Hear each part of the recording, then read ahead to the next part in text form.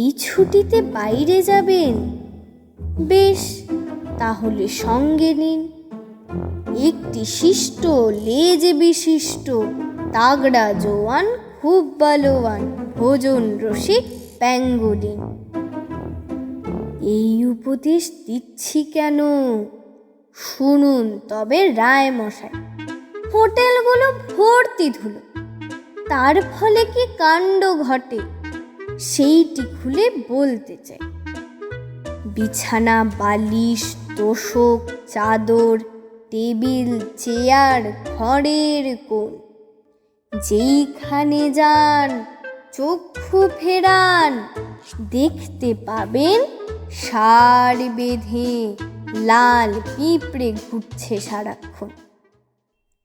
পিঁপড়েগুলোই দখল করবে ছুটির তাবৎ ভাবনাকে। সুখ রবে না, ঘুম হবে না, আপনি খাবেন চব্বচস্য, পিঁপড়ে খাবে আপনাকে।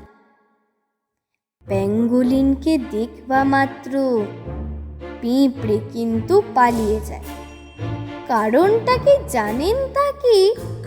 প্যাঙ্গোলিন যে জিভ বাড়িয়ে সরাক করে পিঁপড়ে খায়। তাই বলি যে বাইরে গেলে প্যাঙ্গোলিনও সঙ্গে যান।